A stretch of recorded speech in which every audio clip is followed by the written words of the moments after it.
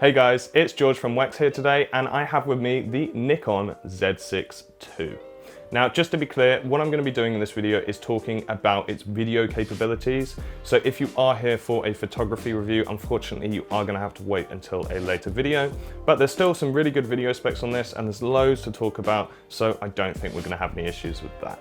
What I did is myself and Sean both went to the Walthamstow Marshes in London. It's really nice there. There's some big lakes and there's loads of geese. You probably noticed that there's loads of geese in my footage, but it's a really nice location. So we thought we'd go there, test out this camera and see what we thought of its video capabilities.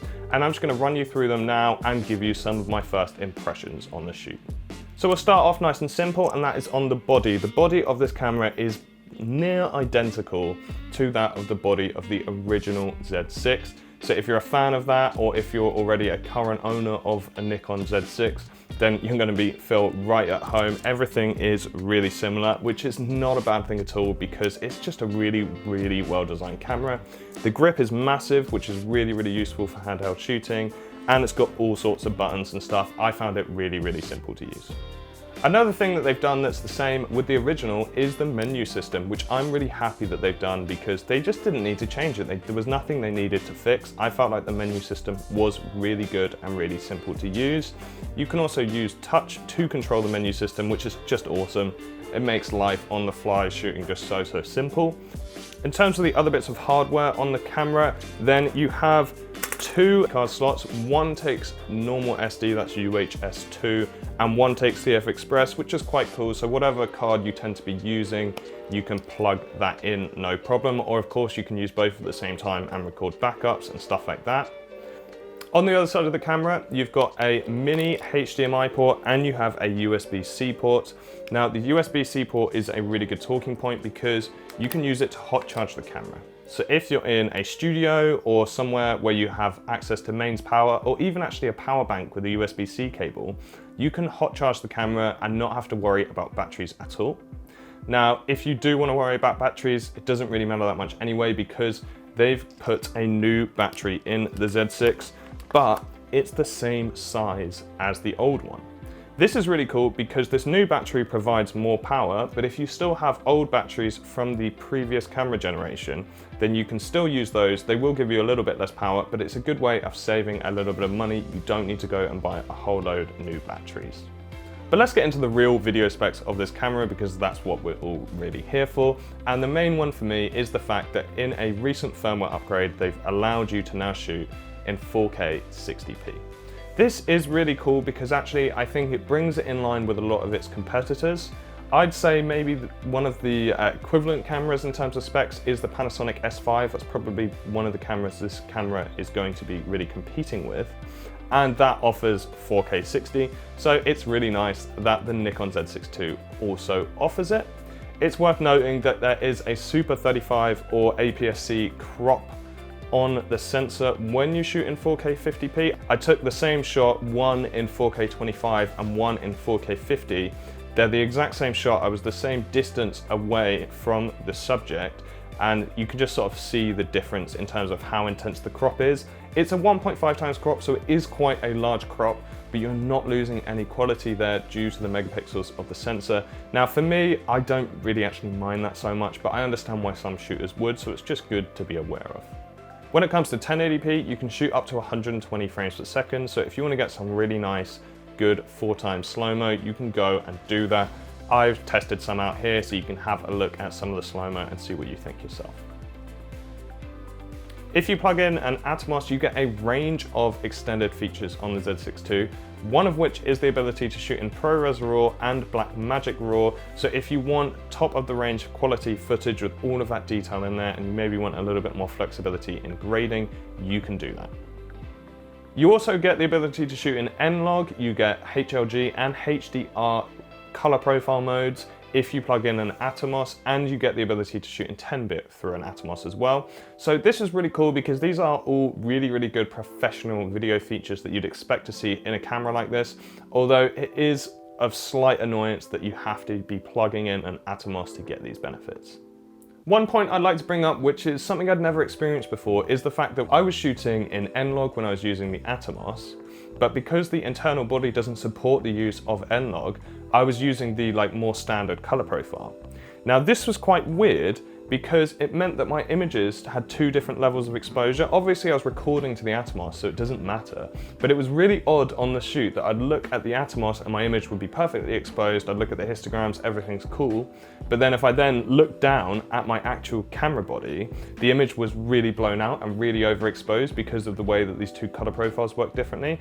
It's not a big deal, it's not ever going to affect your final image, just concentrate on the Atomos, but it was just kind of like a weird thing I'd never experienced before. Now when it comes to the IBIS, I was super happy with it. I thought the IBIS was really, really good on the camera. The only slight criticism I had of it was when I was using the Atomos recorder, because I wanted to access those additional features like having 10-bit or N-Log, then that will obviously make the whole kit setup a lot heavier and a lot more awkward to use, which then means that it's going to be tricky if you're shooting handheld to get stable shots. So for most people that's probably not relevant, but if you're somebody that wants the ability to shoot in N-Log and you want 10-bit and you also want to be filming handheld a lot, it is a little bit tricky to deal with that balance. But I still did it and I didn't have massive issues, but it's just something I'd like to make you guys aware of. Something else that I noticed on the shoot which I'd like to bring up is the fact that Nikon lenses focus and zoom the other way to a lot of other brands. I'm generally used to using these lenses that come from other brands, which actually meant that when I was doing manual focus pulls and zooms, I was constantly focusing and zooming the wrong way, and it was really annoying. But luckily, Nikon have added this new feature. You can go into the menu and you can basically reverse the direction of these lenses and the way that they go. So it's not actually a big deal because they have this feature. I know that the previous Nikon generation didn't have that, and I would have really struggled because on the first few minutes of the shoot when I was dealing with that, it was really awkward. Every focus pull I was doing was going the wrong way because I wasn't used to the lenses. But the fact that you can reverse that is really, really cool. So I just wanted to point that out if that's going to be a worry to anybody. But while we're on the subject of focus, I really want to talk about the video autofocus on this camera because I was really, really surprisingly impressed by it. I thought it was actually really, really good. I did some tests. I did one test where Sean was quite far away from me and then I got him to run towards me, and the way that it pulled the focus was really, really good. It was much better than if I would have done it manually. In terms of the more general use of autofocus, so when I was wandering around and maybe I'd be filming the geese or something, it was a very, very bright day. There was a lot of dynamic range going on that day. So it definitely would have been a particularly, I think, difficult day for the autofocus system.